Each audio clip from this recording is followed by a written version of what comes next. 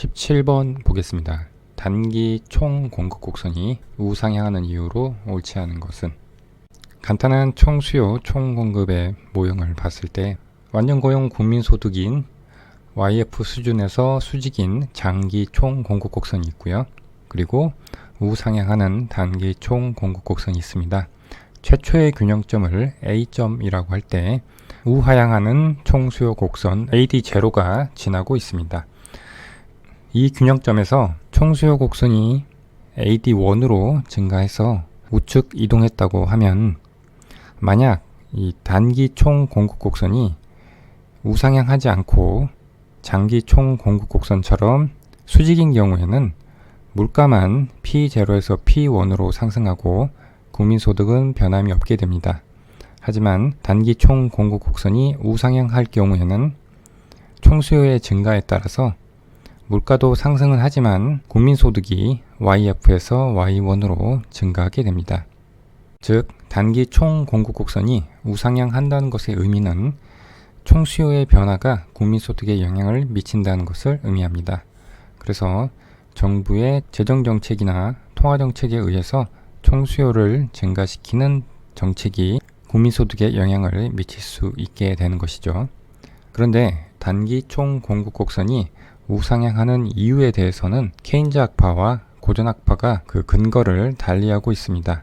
기본적으로 케인즈 학파는 임금이나 물가 같은 가격이 경직적이라고 보고 있습니다. 따라서 단기 총 공급 곡선이 우상향하는 이유도 임금이나 물가가 경직적이기 때문에 우상향한다고 보고 있고요.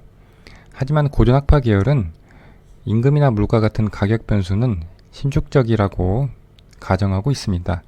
따라서 단기 총 공급 곡선이 우상향하는 이유는 가격의 경직성 때문이 아니라 노동시장에서는 노동자, 재화시장에서는 기업이 가격에 대한 불완전한 정보를 가지고 있기 때문에 단기 총 공급 곡선이 우상향할 수 있다고 보고 있습니다.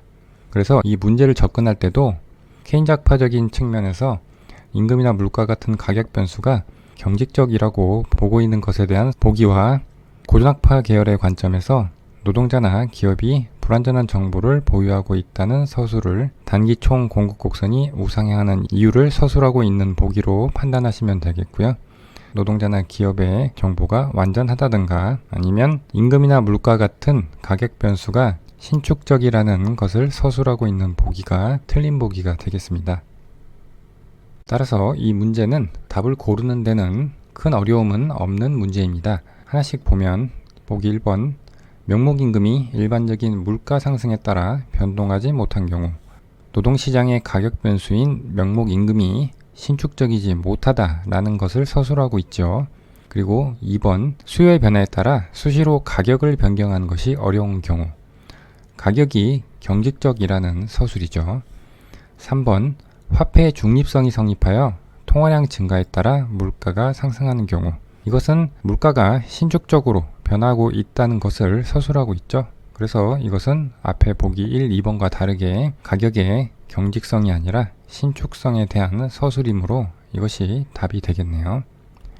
4번, 일반적인 물가 상승을 자기가 생산하는 재화의 상대 가격 상승으로 착각하는 경우, 이것은 기업 관점에서 물가 상승에 대해서 불완전한 정보를 가지고 있기 때문에 일반적인 물가 상승이 아니라 자기가 생산하는 재화의 상대 가격이 상승한다고 착각하는 경우이기 때문에 이 고전학파 계열의 관점에서 단기 총 공급 곡선이 우상향하는 것에 대한 서술이 되겠습니다. 마지막 5번, 메뉴 비용이 발생하는 것과 같이 즉각적인 가격 조정을 저해하는 요인이 있는 경우, 이것도 역시 가격 조정이 신축적이지 못하다라는 것에 대한 서술이 되겠죠. 그래서 답은 쉽게 3번이 되겠습니다. 그러면 단기 총 공급 곡선이 우상향한다는 것에 대해서 케인즈 학파 계열과 고전 학파 계열의 이론을 간단하게 한번 살펴보겠습니다. 먼저 임금이나 물가가 경직성을 띠기 때문에 단기 총 공급 곡선이 우상향한다고 보는 케인즈 학파 계열의 이론들을 살펴보겠습니다. 먼저 명목임금 경직성에 관한 이론입니다. 최저임금제는 명목임금의 하방 경직성을 가져오는 대표적인 제도적 요인인데, 물가분의 명목임금을 우리가 실질임금으로 정의를 하면, 만약 물가가 하락했다고 했을 때 정상적인 상황이면 명목임금도 같이 하락을 해야 되는데 최저임금제 때문에 하방 경직성을 가져서 하락하지 않게 됩니다. 그러면 실질임금이 증가하게 되죠. 따라서 노동을 수요하는 기업 입장에서는 실질임금이 증가하기 때문에 고용량을 줄이게 되고, 그러면 산출량이 감소하게 됩니다. 따라서 물가가 하락할 때 산출량이 하락하는 모습이 되고, 그러면 물가와 산출량이 비례의 관계죠. 그래서 우상향하는 단기 총공급 곡선이 도출이 되는 것이고요. 그리고 장기 근로 계약은 말 그대로 노동자와 기업 간의 근로계약을 장기로 맺기 때문에 임금이 일정 수준에 고정이 되게 됩니다. 그러면 이 최저임금제에서 봤던 상황이 동일하게 발생하게 됩니다. 그리고 장기 근로계약일 때 예상치 않게 물가가 상승할 경우 이것은 실질임금의 하락을 가져오죠. 그러면 기업 입장에서 고용량을 늘리게 되고 산출량이 증가해서 이것도 역시 물가 상승이 산출량의 상승을 가져오기 때문에 역시 우상향하는 단기 총 공급 곡선이 도출됨을 알 수가 있고요. 그 다음은 중첩 임금 계약 모형인데, 경제에 있는 개별 기업들이 모두 동일한 시점에 근로자와 임금 계약을 하지 않는다는 가정, 즉 다 각기 다른 시기에 임금 계약을 한다는 가정에 입각해 있는 모형입니다. 그러다 보니까 물가가 변동했을 때 그것을 명목임금에 반영하는 시점이 기업마다 다르기 때문에 물가 변동에 따라 임금이 점진적으로 조정돼서 경직성을 띠게 되고, 그것이 단기 총 공급 곡선이 우상향하는 결과를 초래한다는 모형입니다. 다음은 실질임금 경직성 이론입니다. 이 실질임금 경직성 이론은 명목임금 경직성 이론과 비교해서 참고로 설명을 드리는 것이고, 이 문제에서 묻고 있는 단기 총 공급 곡선이 우상향하는 이유와는 관계가 없는 이론입니다. 먼저 암묵적 계약 이론입니다. 이것은 노동자와 기업 중에 노동자가 좀 더 위험 기피적이기 때문에 경제 상황이 변함에 따라 임금이 변동하는 것보다는 안정적으로 유지되는 것을 더 선호하기 때문에 경기 변동에 따라 고용량은 변동하지만 실질임금은 쉽게 변하지 않는다는 이론이 되겠습니다. 그 다음 효율성 임금 가설입니다. 이것은 전통적으로 생산성이 임금을 결정한다고 하는 이론과 달리 오히려 실질임금이 노동자의 생산성 또는 근로의욕을 좌우한다고 가정하는 이론입니다. 따라서 실질임금이 높을수록 노동자들의 생산성이 더 커지기 때문에 기업은 시장 균형 임금보다 더 높은 임금을 지급함으로써 노동자들의 생산성을 높게 유지함으로써 이윤 극대화를 꾀하기 때문에 실질임금이 시장 균형 수준보다 높은 수준에서 경직성을 띠게 된다는 이론입니다. 그 다음은 내부자, 외부자 모형입니다. 여기서 내부자는 기업에 취업된 상태에 있는 사람으로 기업과 임금 협상을 할 수 있는 사람들을 의미하고요. 외부자는 실업자로 남아있는 노동자로 기업과 임금 협상을 할 자격이 없는 사람들을 말합니다. 이 모형은 기본적으로 외부자는 내부자보다 생산성이 낮은 것으로 가정하고 있습니다. 이 모형에 따르면 기업이 실질임금을 결정을 할 때 외부자가 아닌 취업해 있는 내부자들이 결성한 노동조합과 단체협약을 통해 결정한다는 것으로, 이 단체협약에는 외부자의 이해관계가 반영되어 있지 못하고 현재 취업된 상태인 내부자의 이해관계만 반영이 돼서 이 내부자들의 높은 생산성에 걸맞는 높은 실질임금으로 결정된다는 것이 바로 이 내부자, 외부자 모형입니다. 즉, 이 모형에서 실질임금이 경직성을 띠는 이유는 노동조합과 같은 내부자의 독점적인 협상력 때문이라고 하겠습니다. 다음은 제하가격 경직성에 대한 내용입니다. 이것은 경직적 가격 모형이라고도 하고요. 위에서 이 명목임금의 경직성 대신에 생산물 시장, 재화 시장에서의 명목 가격의 경직성에서 단기 총 공급 곡선이 우상향하는 이유를 제시하는 이론입니다. 여기서 명목 가격이 경직적이라고 하는 것은 총수요 변화에 대응해서 가격이 신속하게 조정되지 않음을 의미하고요. 이렇게 가격이 느리게 조정되는 이유는 대표적인 것으로 이 메뉴 비용을 들 수가 있습니다. 여기서 말하는 메뉴 비용은 옆에 보시면 단순히 메뉴판을 바꾸는 비용이라기보다는 생산자와 구매자 사이에 형성된 장기 계약, 그리고 장기적인 고객 관계, 관행 등을 포함하는 광범위한 개념을 메뉴 비용이라고 지칭하는 것입니다. 즉, 메뉴 비용이 존재하게 되면 시장의 수급 상황 변화가 그대로 기업의 가격에 반영되는 것을 어렵게 만들게 됩니다. 따라서 기업은 이윤극대를 위한 가격 정책을 수립하는데 이 메뉴 비용에 의해서 제약을 받게 됩니다.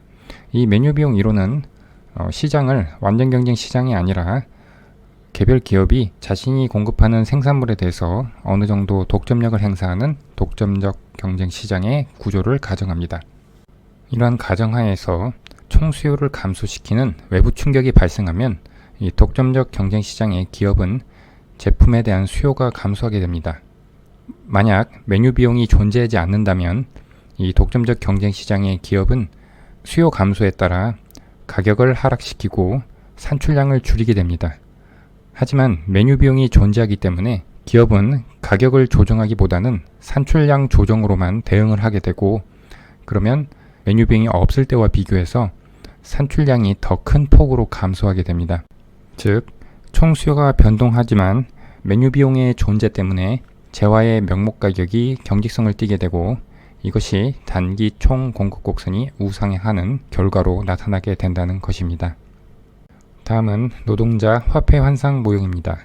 이것은 임금이나 물가의 경직성과는 좀 차원이 다른 이야기로, 노동자가 물가 상승에 따른 명목임금의 변화를 실질임금의 상승으로 착각해서 노동공급이 증가하게 되고, 따라서 물가 상승할 때 노동공급 증가에 따른 생산량 증가를 유발하게 돼서 단기 총 공급 곡선이 우상향하는 모습을 띠게 된다는 것을 설명하고 있습니다. 이것은 케인즈의 모형으로 노동자의 비합리적인 선택에 의해서 단기 총 공급 곡선이 우상향하는 모습으로 나타난다는 것을 설명하는 이론이 되겠습니다. 지금까지 케인작파 계열의 이론들을 살펴봤는데, 단기 총 공급 곡선이 우상향하는 이유를 설명하는 이론으로는 명목임금의 경직성, 그 다음에 재화 가격의 경직성, 노동자 화폐 환상 모형이 되겠습니다. 보기와 매칭을 시키면 보기 1번이 명목임금의 경직성에 대한 것이고, 보기 2번은 이 재화가격 경직성에 대한 것이고, 보기 5번도 역시 재화가격 경직성에 대한 내용이 되겠습니다. 다음은 고전학파 계열의 이론을 살펴보도록 하겠습니다. 크게 비대칭 정보 모형과 불완전 정보 모형으로 나눌 수 있습니다.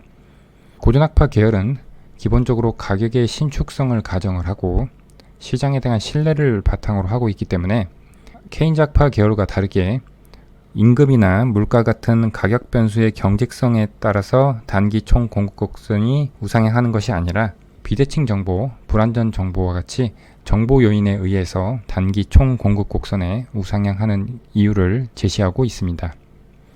첫 번째로 비대칭 정보 모형, 노동자 5인 모형이라고도 하는데, 노동자가 기업과 달리 물가 수준을 정확히 파악하지 못한다는 가정을 하고 있습니다. 물가가 상승할 경우 종전과 동일한 실질임금을 보장받기 위해서는 보다 높은 명목임금을 요구해야 하죠. 즉, 실질임금이 P분의 W 있는데 물가가 상승할 경우에 명목임금이 그대로일 경우에는 실질임금이 하락하게 되죠. 기업 입장에서는 실질임금이 하락하니까 노동 수요량을 늘리게 되고, 즉 고용량을 늘리게 되고, 따라서 산출량이 증가하게 됩니다. 그래서 이 비대칭 정보 모형에서는 물가가 상승할 때 산출량이 증가하기 때문에 단기 총 공급 곡선이 우상향하는 모습을 가지게 됩니다. 물론 장기적으로는 노동자는 물가 수준에 대한 정확한 정보를 가지게 되고, 명목임금을 물가 수준과 동일한 수준으로 올려달라고 요구하기 때문에 실질임금은 종전과 동일한 수준으로 유지가 되고, 따라서 장기적으로는 산출량은 그대로이고 물가만 상승하는 수직의 장기 총 공급 곡선의 모습이 되게 됩니다. 그 다음 불완전 정보 모형입니다.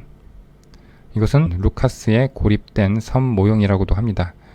앞에 이 비대칭 정보 모형에서는 노동자와 기업 간의 정보의 비대칭성이 존재하기 때문에 단기 총 공급 곡선이 우상향한다고 봤지만 이 불완전 정보 모형에서는 노동자와 기업의 정보의 보유량이 다르다는 가정을 하지 않고 기업이 물가의 일반적인 상승과 자신이 생산하는 재화의 상대 가격 변화를 혼동해서 일반적인 물가가 상승할 경우에는 자신뿐만 아니라 다른 기업의 가격도 상승하니까 재화의 상대 가격은 변함이 없죠. 따라서 산출량을 변동시킬 유인이 없게 되고 물가만 상승하는 결과가 나와야 되는데 기업이 정보가 불완전하다 보니까 일반적인 물가 상승을 자신이 생산하는 재화의 상대 가격 변화로 혼동하게 돼서 자신의 생산량을 늘리게 되고 이것이 물가 상승에 따라서 경제 전체의 산출량이 증가하는 결과로 나타나기 때문에 단기 총 공급 곡선이 우상향하는 모습을 가지게 됩니다.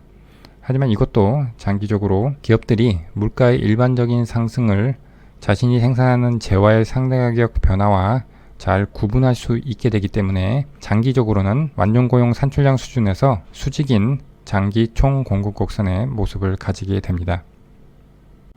이제 보기와 매칭을 해보면 먼저 4번, 이것은 일반적인 물가 상승을 자신이 생산하는 재화의 상대 가격 상승으로 착각하는 경우, 이것은 불완전 정보 모형에 대한 설명이죠.